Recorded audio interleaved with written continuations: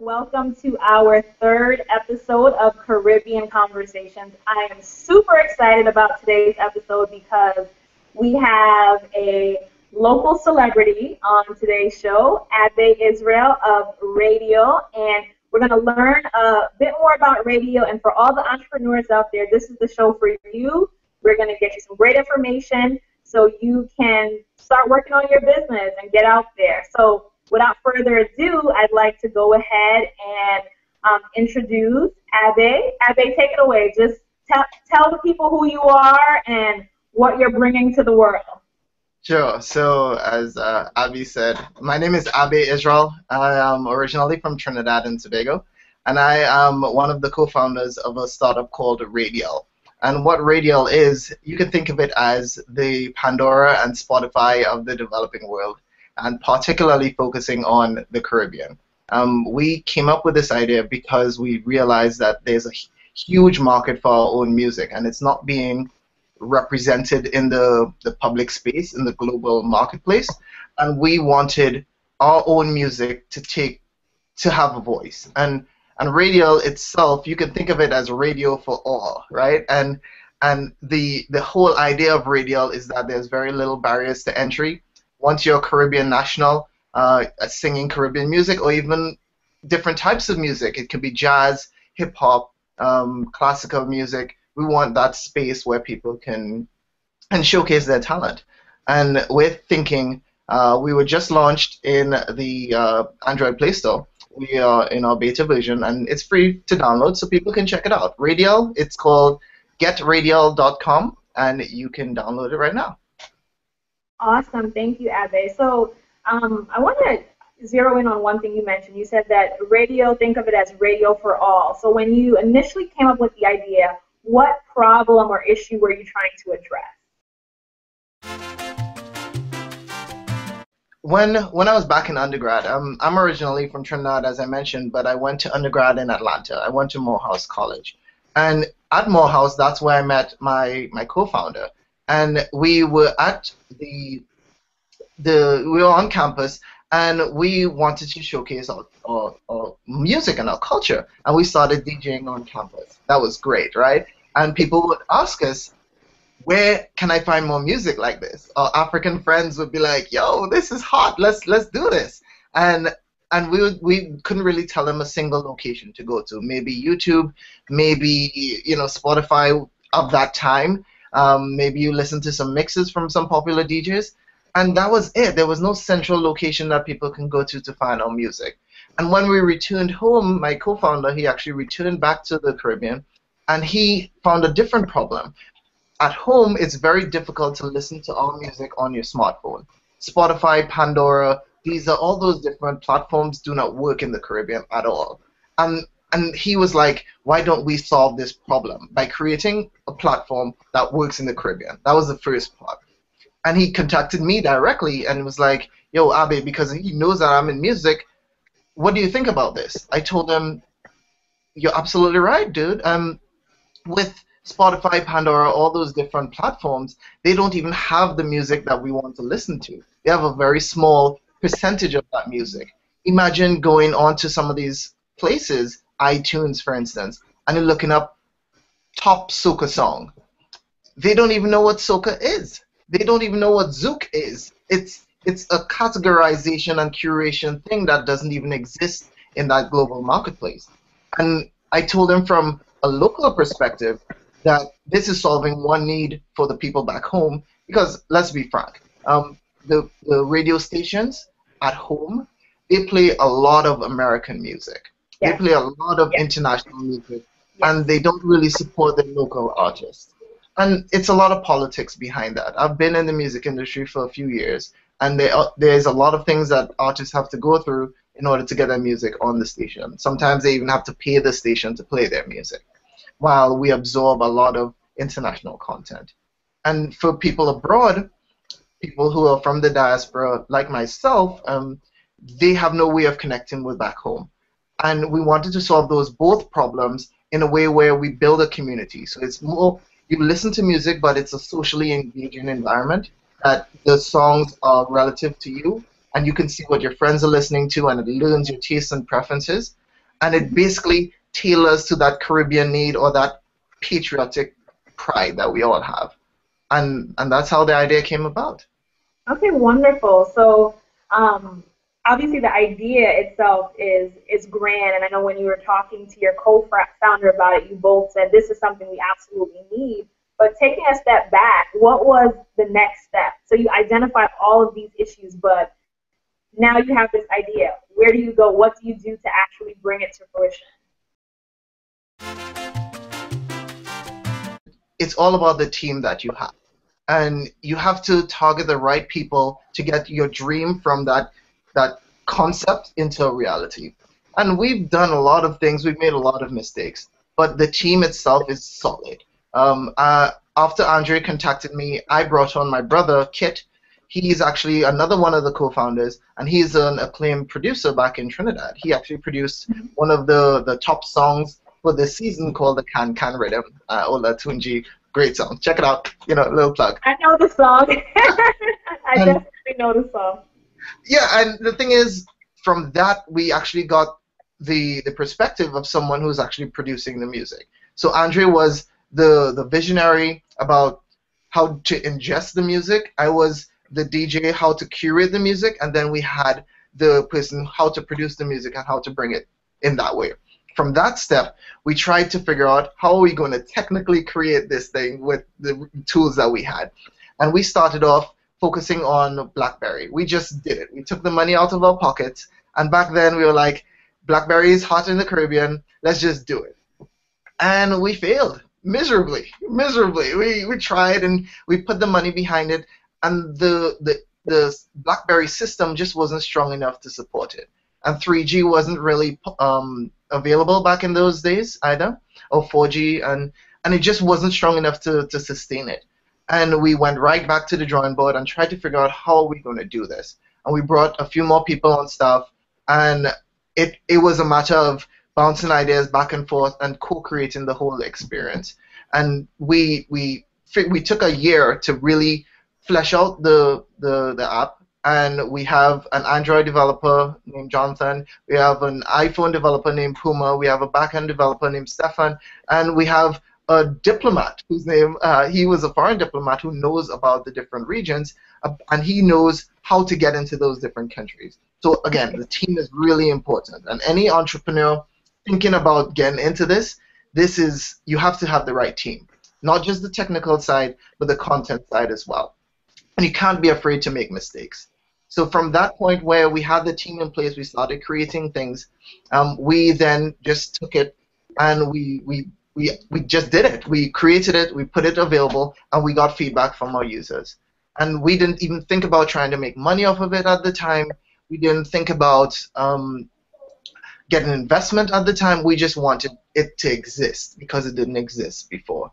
And now that we're in the actual game, right, we have to figure out, okay, how do we take it to that next level?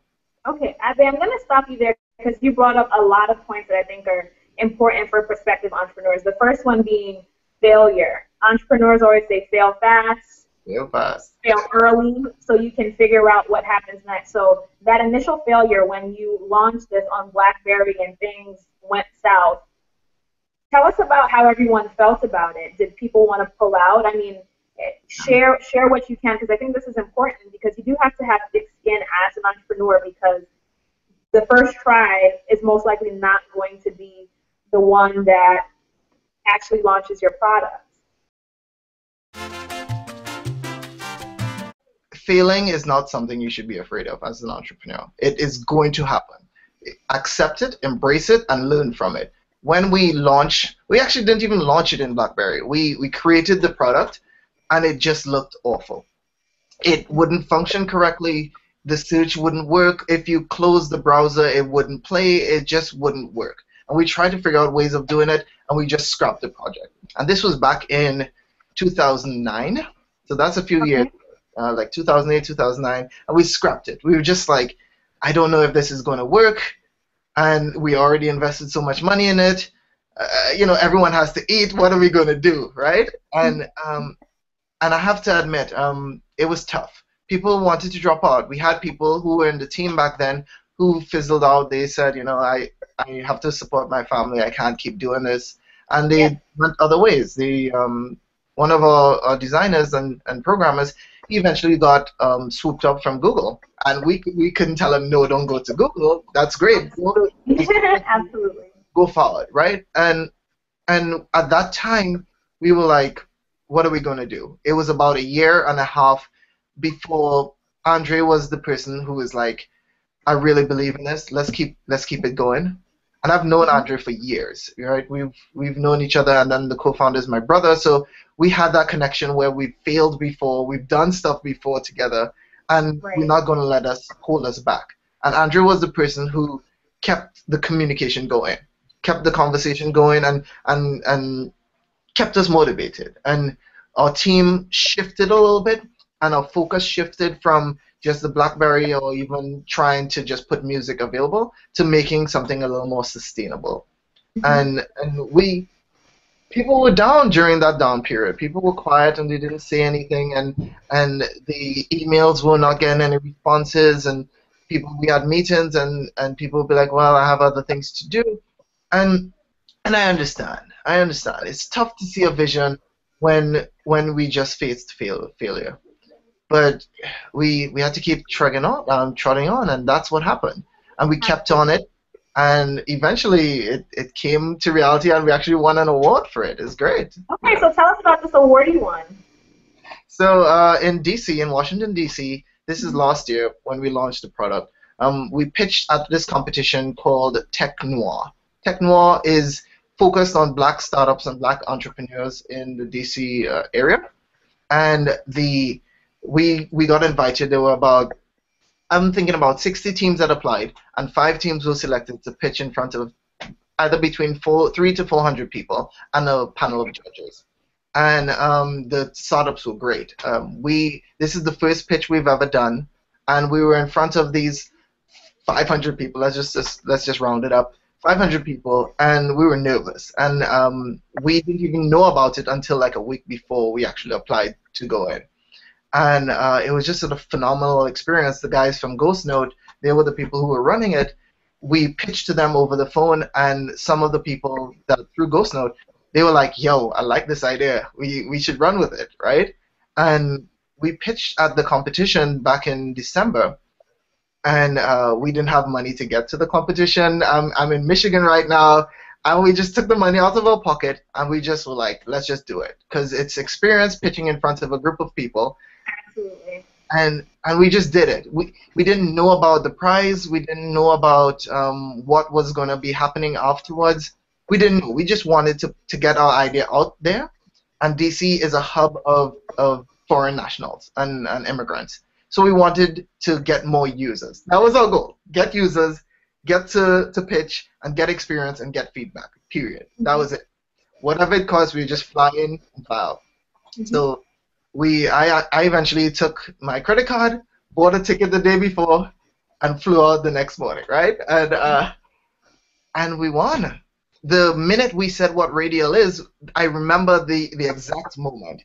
We were the last people to pitch, and everyone had great ideas. We kept in contact with some of the entrepreneurs. They're phenomenal ideas, and we were the last people. And I remember Ursula, who was one of the hosts. She introduced us, and I came on stage and I'm talking, and the first thing people realize is that I have an accent. And I was like, yes, I have an accent. I'm from Trinidad and Tobago. And people went mad. They were like, oh, shoot, Caribbean people, yeah, you know. And the first sentence that I said talking about Radial, how Radial is the Spotify and Pandora for the developing world, especially the Caribbean and in Africa, people went nuts. That was it. That was the end of the, like, there was nothing, everything just went up from there. And it was a totally surreal experience. And we've won both cash, which is nice to invest in the company, but also consultancy and in-kind contribution from the people at GhostNote and Fleischmann. And they've helped us so much for the past few months. It's been phenomenal. Great.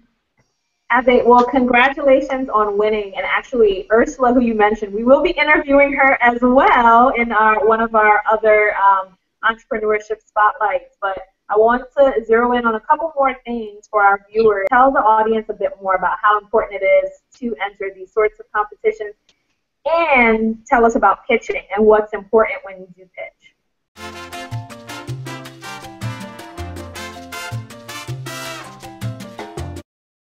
As a startup, your biggest strength is your team, period. Your second biggest strength is the ability to maneuver and speed. Your third biggest strength is your passion. Actually, let's take that back.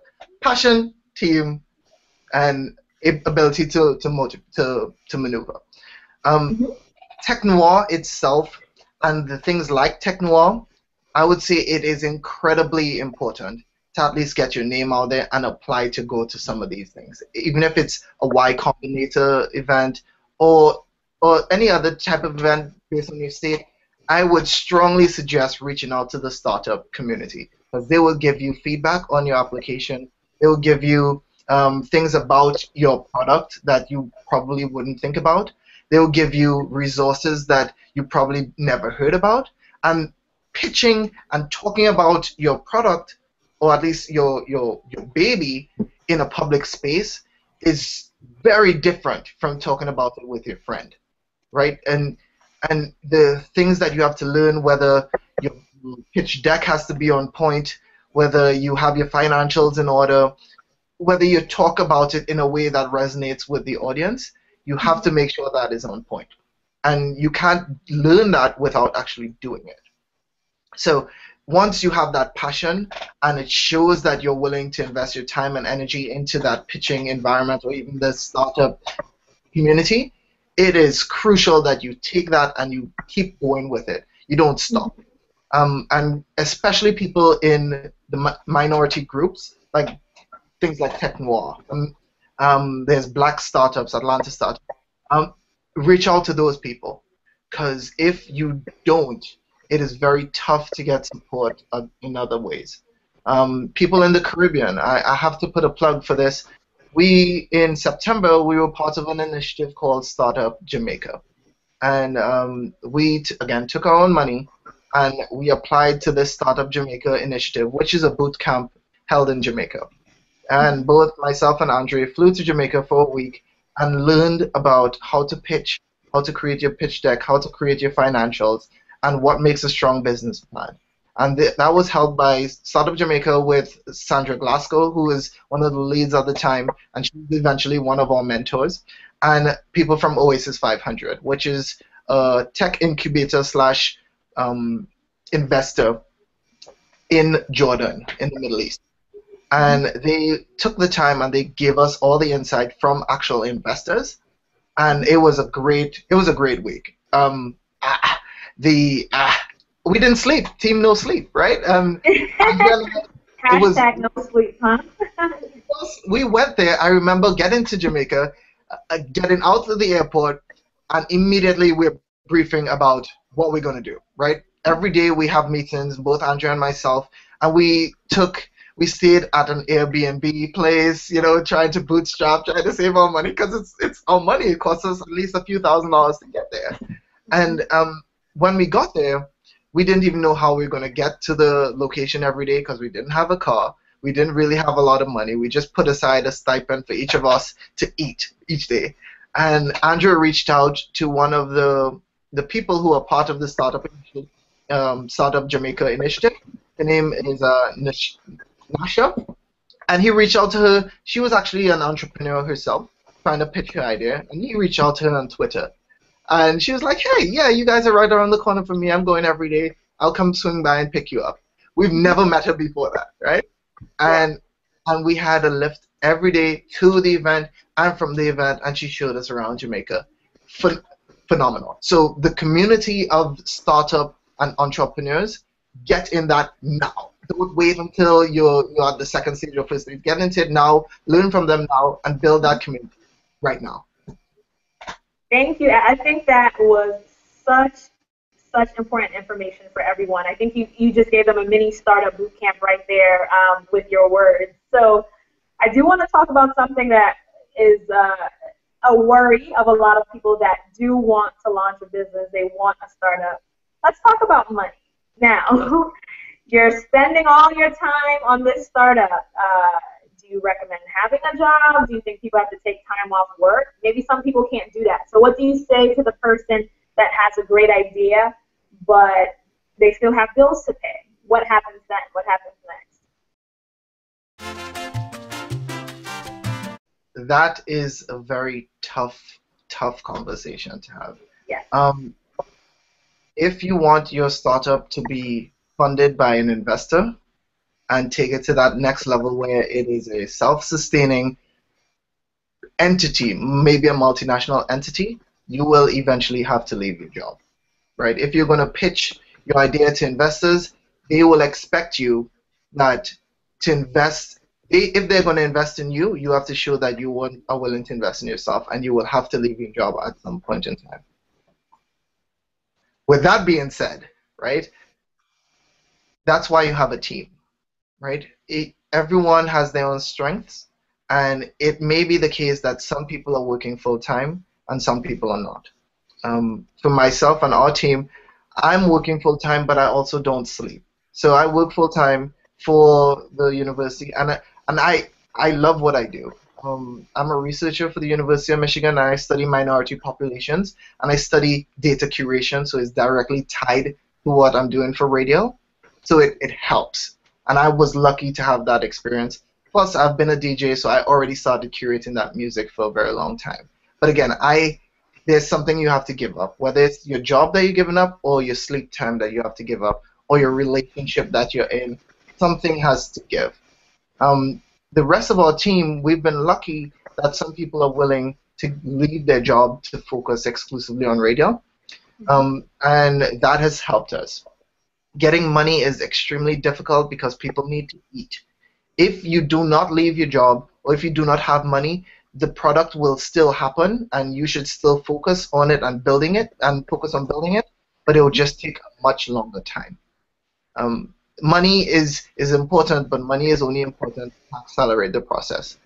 You still have to have your plan in place. You can work your job, do this on weekends or weeknights, and it would come to fruition. But if you want to take it to that next step, that next level, eventually you would have to leave. But not at the initial stages, but eventually you will have to leave. All right. So everyone, I think that's very important, because a lot of entrepreneurs often talk about failure and some of the key things that people need to know, but the aspect of the job is often forgotten, and knowing that you do have to oftentimes give something up to get something in return. So thank you for being very honest about that, because I think that's key for people to know as they pursue their entrepreneurial endeavors. There's one thing that I forgot to mention, and I think is really important. Money is great, right? Money is great. We all want to be wealthy and successful, but if you are trying to be an entrepreneur just for the money, you're in it for the wrong reason. You have to have that passion behind it, and once you're put into a position where you have to succeed, you cannot fail, and you force yourself into that troubleshooting mode where you figure out a way to get stuff done, that is what an entrepreneur is. And yes, you're scared for not having money because you have to feed your family or you have to pay rent, but as an entrepreneur, our skill is figuring out how to use the resources that we currently have in order to make things happen. That is our skill. So if you practice it now by leaving your job and hustling, right, whatever, hustlers, that's a skill set that all entrepreneurs have. And people in the Caribbean, we have a little bit of an advantage because we are kind of wired that way anyway. Exactly. Like, it's not unusual for us to have 3 or 4 jobs. Not at all. Absolutely. That's why when we come to the States, it's like, yeah, 4 jobs, no problem. I'm doing this. Innate, right? You have to be. Everyone in the Caribbean is an entrepreneur to an extent. Even if you have a job, maybe you're selling some rice and peas as well. You're renting a couple houses. You're renting your own personal car. You're doing a lot of different things to make ends meet. So absolutely, a lot of us have seen it with our parents growing up and from our family back home. Exactly. So while we have an advantage, take advantage of that and move on. Absolutely. Okay, so let's get into a little bit of the fun stuff. We talked about, you know, some of the hard and fast truths of entrepreneurship, but let's talk about some of the feedback you've gotten both from your market here in America and then in the Caribbean. So what are some things people have said about the product? And I want to hear some music too before this interview ends. I see you have your turntable in the back. I don't mean to put you on the spot, but I think our viewers may be interested in hearing something. When you first start, it's your baby. You know, you nurture it and you try to bring it out, and it's an idea and people don't see that vision. Okay? And it's just the most amazing experience where you have random people download your app or find your stuff and tell their friends about it and share it on Facebook, and all of a sudden you're internet famous. You know, it's crazy. It is. I don't even know what to think. I wasn't even thinking about that when we started to build it. And the thing that really strikes home for me, especially since I'm not at home myself, is the people who are abroad who miss home and cannot go home for whatever reason, and they want to connect. And they send me emails and texts and like, dude, whenever you release a new music, whenever you have something up, I want to test it. I don't care if it crashes. I don't care if it's going to be released on iPhone soon. As soon as it comes out, I want it, right? And I have friends in the UK, in Canada, in the US, even as far as Japan, who messaged me and said, yo, this is great, right? This has all the music that I want, and it's free. I'm like, yeah, this is how it's supposed to be. And they have their own ideas and their vision for how this can impact their lives, and I want to hear it. Once I hear it, we actually create something that neither Andre or I even thought about, or even Kit would think about. One of the things that I do want to bring up is I mentioned my brother Kit, who is a producer, and he produced the Can Can Rhythm. That song took off this carnival season. Ola and his team, phenomenal song. And if you have been following Trinidad Carnival at all or soca, it won the Soca Groovy Soca Monarch Groovy competition, and there's some prizes attached to that. And that was possible based on the success of the team that's pushing the music. You have to realize that music itself, there's no good or bad music. You know, there's melodious and different types of music, but the team that supports it and pushes it forward is the team that's going to be successful. And you have to have certain things in place in order to get that thing done. And we were fortunate that Ola was really well received this year. And with Radial, it's clearly, you know, there's a lot of synergies with what Kit is doing with his production work and Radial itself, and people were flocking to it. We went from, I would say, about 400 or 500 users before the carnival season to almost 2,000 users at the end of the carnival season, because people really wanted that music. And again, it's in beta, you know, so it's not perfect, right? It may be slow at times or whatever, but it is a phenomenal app. And once people download it and they see it and they play around with it, the first thing that comes to mind is, this is from the Caribbean? What? Because it looks and feels polished and clean, and it looks like a professional did this. And I know, but we have to change that though. We want people to look at products from the Caribbean and say, I know this is from the Caribbean because it is great. We want to change. We want to change that stereotype. Exactly. So I'm happy people are saying that about the app. Exactly. There is a stereotype that certain things from our parts of the world, the developing world, aren't as good as things from the developed world, and I just do not believe that stereotype. We are very qualified people, and because we're put in a position where we have to hustle every single day of our life, we would produce things that are sometimes better than the things from the developing world and more innovative. And that's why entrepreneurs from these developing nations tend to be much more driven, much more successful, and much more creative with it. So. On that note, Abay, I couldn't have said it better myself. I want to Thank you so much for participating in Caribbean Conversations. As you know, the Caribbean Returning Nationals Foundation, our goal is to unite the diaspora and make sure the diaspora and the regions themselves are communicating, because sometimes we're so far away from home, we're not reaching back out. So I think your app does that. So we're both working on the same mission. So I thank you so much. And I already have it downloaded. I do use it. I'll give you my own personal feedback off camera. But before we end today, can we hear a little something? I see the turntables in the back. So give us a little something. All right. Well, before I go, the thing that I want to mention is that Radial right now, download it, check it out. It is focused exclusively on the Caribbean. Right now, we're particularly focused on Trinidad because that's where we are originally based. But in the next few years, we're planning to expand to Jamaica, Barbados, Bahamas, Bermuda, Cuba, Haiti, and some of the other non-English speaking Caribbean. So check it out. But without further ado, let me play something that you like. All right.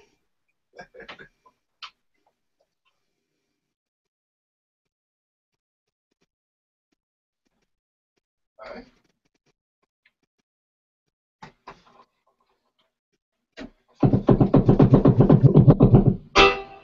Yo, oi man. Yo, can you hear it? Yes, of course. Screaming up. Now I'm going over here picking up sleeves and us one step in life on the stride said, yeah. Yes. Don't drink coffee, I drink roots, my dear. Don't drink coffee, I drink roots, my dear. Don't drink coffee, I drink roots, my dear. And I love my morning wine. Don't drink coffee, I drink roots. Don't drink coffee, I drink roots, my dear. And I love my morning wine. You can see it in my motions when I walk. I'm a Jamaican in New York.